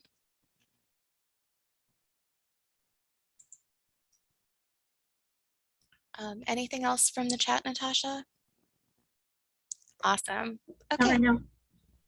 So look for announcements, look at modules, look at discussions in all of your courses. And then because I replied to that post, and if you reply to that post, you're probably getting a ton of notifications right now from Canvas. So you can update your notification settings to turn off notifications, to get push notifications, to get some things as an email digest versus as an alert. The one I really like to know about is grading. I want to know the second my assignment is graded because I'm a huge nerd. And if you're a little scared to click through, if you don't like that kind of anticipation feeling, you can actually click this button to have your score show up in your email so you know right away what happened. So check out your account settings. You can update your profile, add a photo. And you can also get a QR code if you just want to take a photo of this, scan this with your photo app really quick to log into Canvas Mobile rather than having to find our school in a menu. That's available there too. And oh, go ahead. Oh, I just want to jump in because we did get a question about there being a mobile app. So there is a Canvas app you can download. I believe it is Canvas Student. There are two versions, one that is for instructors and one that's for students. So you're going to want to find the Canvas Student app. And Joey's posting that information in the chat.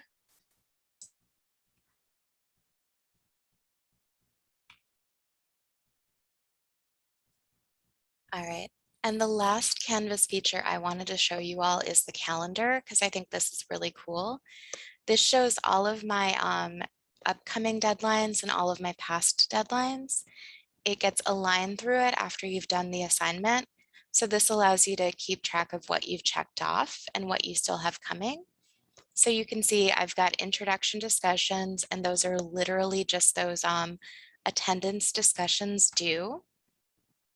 And you can also have this feed to your calendar by clicking calendar feed, and then there's a URL you can copy.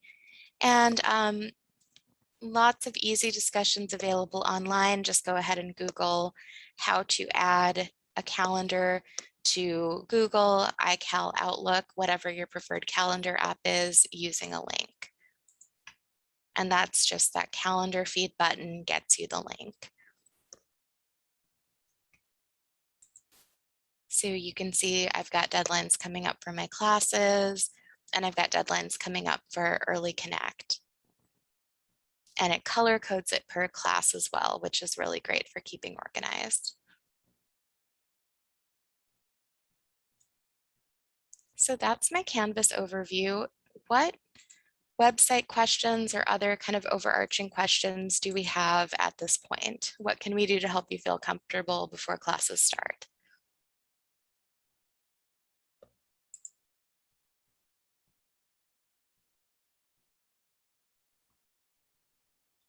Hi, everybody. My name is Brianna. I have a more of a general question. Where do we go, or who do we go to discuss like housing opportunities or housing resources?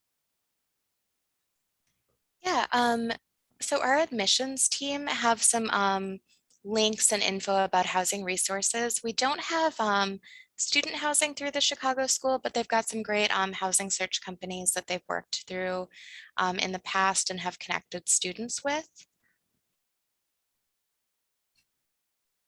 Thank you.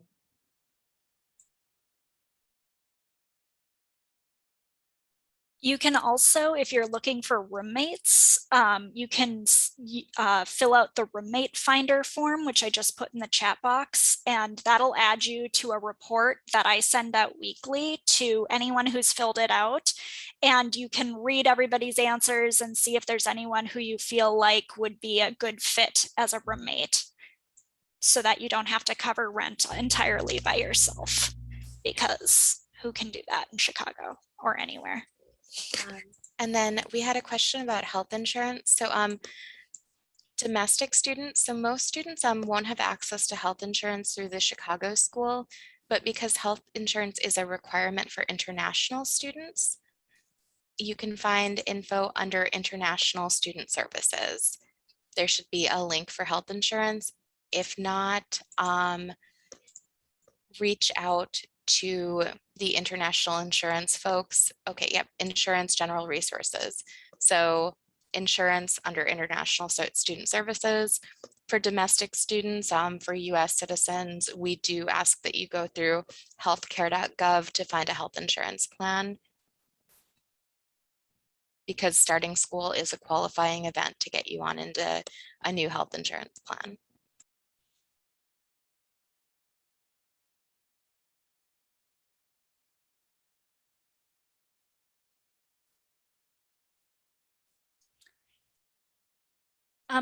There's a question about having a course that conflicts with work. That's something you're going to want to talk to either your department chair or your faculty advisor about. And you can certainly include your student support counselor on that email so we can all work together to find a solution for you.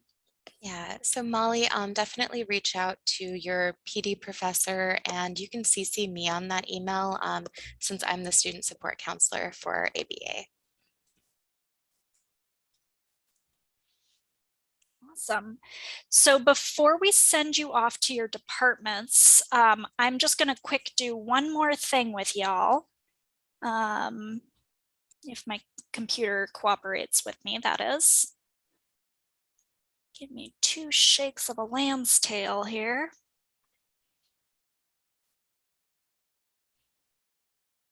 Oh my goodness. You know, when you're trying to do something quick and that makes it go slower, that is my moment. All right, so we just want to quick go over things to do during your first week. Just some reminders. Please submit your final official transcripts or any other admissions contingencies. If you aren't sure what those are, maybe speak to your admissions counselor. So that would be like letters of recommendation would be a pretty common one that we might still be waiting on.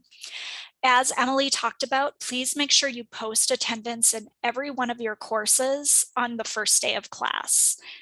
So that is going to be something you do, just to reiterate, for every class, every semester, regardless if it's in person or online. So that's just to let us know that you are participating. If you don't post attendance, you will be automatically withdrawn from the course, but we don't let that happen lightly. We will be reaching out to you in many different ways to make sure that you actually are not participating in the class. So just set an alarm on your phone, do it the first day of class, and you won't be harassed by student support. Check your student email every day, add it to your phone if that suits your fancy. And set up a payment plan if you need one with student accounts. And as always, reach out to your student support counselor if you need help with any of the things listed above or have any other questions. Your admissions counselor is still a great resource for you. Starting Monday, we will be your main points of contact. So if you're ever not sure who to reach out to, we're a good starting point. And if we don't know the answer, we will find the people who do. So with that, are there any other questions before we send you your send you off to your departments? And again, if you attended your in-person department session,